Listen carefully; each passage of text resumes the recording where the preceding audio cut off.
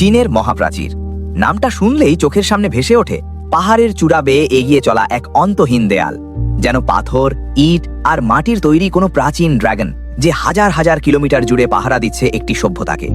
বহু মানুষ আজও বিশ্বাস করে এটি নাকি মহাকাশ থেকেও দেখা যায়। কিন্তু সত্যি বলতে এই দেয়ালকে ঘিরে সবচেয়ে বড় রহস্য শুধু তার আকার নয়, বরং তার উদ্দেশ্য, তার ভেতরে লুকিয়ে থাকা ইতিহাস আর সেই অসংখ্য মানুষের গল্প যাদের ঘাম, রক্ত আর মৃত্যু মিশে আছে এর প্রতিটি স্তরে। প্রশ্ন হলো, কেন এমন এক কাঠামো বানানোর প্রয়োজন পড়েছিল?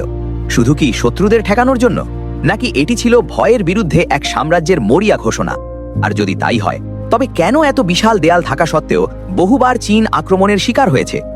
আজ আমরা শুধু একটি দেয়াল দেখব না, আমরা দেখব ক্ষমতার মনস্তত্ত্ব, যুদ্ধের বাস্তবতা, নির্মাণের নিষ্ঠুরতা আর সেই সব কিংবদন্তি যেগুলো মহাপ্রাচীরকে ইতিহাসের পাতার বাইরে নিয়ে গিয়ে দাঁড় করিয়েছে এক মহা রহস্যের জগতে। কিন্তু এই গল্পের শুরু দেয়াল দিয়ে নয়, শুরু হয় ভয় দিয়ে। প্রাচীন চীনের উত্তর সীমান্ত ছিল এক অস্থির ভূখণ্ড। সমতল, তৃণভূমি, মরুভূমি আর পাহাড়ের ওপারে বাস করত যাযাবর ঘোড়সওয়ার জাতিগুলো, যারা স্থায়ী শহরে থাকত না, ক্ষেত চাষ করত না, প্রাসাদ বানাত না, বরং দ্রুতগতির অশ্বারোহী দলে আক্রমণ করত, লুটপাট চালাত, আবার অদৃশ্য হয়ে যেত বিস্তীর্ণ স্টেপ অঞ্চলে।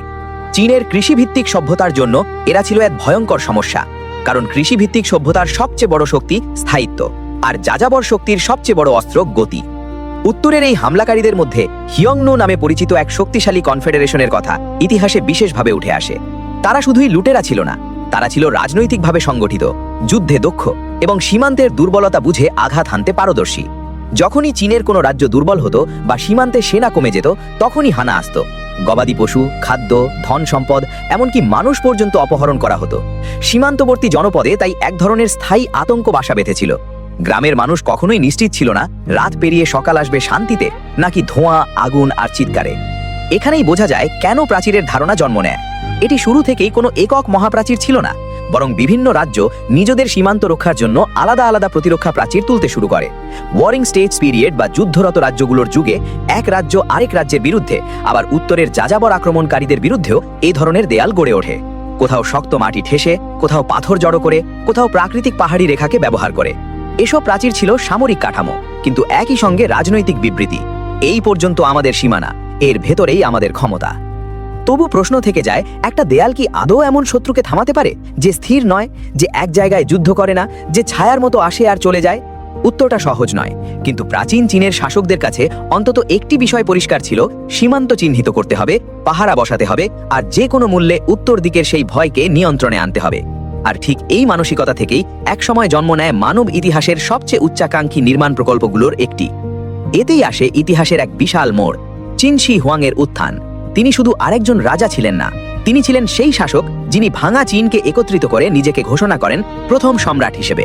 221 খ্রিস্টপূর্বাব্দে তিনি বিভিন্ন যুদ্ধরত রাজ্যকে পরাজিত করে একটি ঐক্যবদ্ধ সাম্রাজ্য গড়ে তোলেন। আর এই ঐক্যের সঙ্গে সঙ্গে তিনি বুঝতে পারেন উত্তর সীমান্ত রক্ষা করা শুধু আঞ্চলিক সমস্যা নয়, এটি পুরো সাম্রাজ্যের নিরাপত্তার প্রশ্ন। তাই তিনি সিদ্ধান্ত নেন পুরনো বিচ্ছিন্ন প্রতিরক্ষা প্রাচীরগুলোকে এক বৃহৎ প্রতিরক্ষা ব্যবস্থায় যুক্ত করা হবে। শুনতে যত সহজ, বাস্তবে তা ছিল ভয়াবহ কঠিন। চিন শি হুয়াংয়ের আমলে যে 10,000 লি দীর্ঘ দেয়ালের ধারণা সামনে আসে, তা কোনো একটানা আধুনিক ইটের দেয়াল ছিল না, বরং ছিল বিভিন্ন অংশকে যুক্ত করে তৈরি এক বিশাল সামরিক সীমান্ত রেখা। জেনারেল মেং তিয়ানকে এই কাজের অন্যতম দায়িত্ব দেওয়া হয়। সীমান্তে সেনা মোতায়েন হয়, শ্রমিক জড়ো করা হয়, বন্দীদের কাজ করানো হয়, কৃষকদের পর্যন্ত ধরে আনা হয় নির্মাণস্থলে। সম্রাটের আদেশ ছিল অমান্য করা যাবে না, কারণ এটি শুধু নির্মাণ ছিল না, এটি ছিল রাষ্ট্রের নিরাপত্তা, সম্রাটের ক্ষমতা এবং ভবিষ্যতের উপর তার নিয়ন্ত্রণের স্বপ্ন।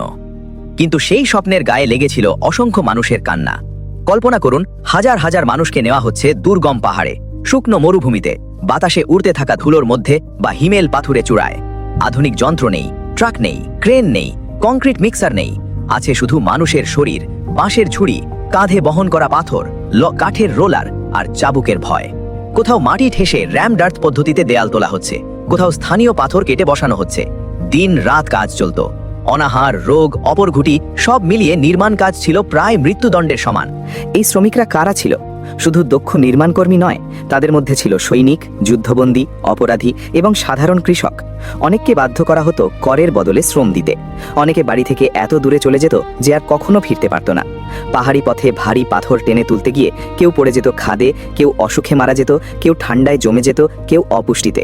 আবার অনেকে কাজের চাপ, অত্যাচার আর বিশ্রামের অভাবে ধীরে ধীরে ভেঙে পড়ত।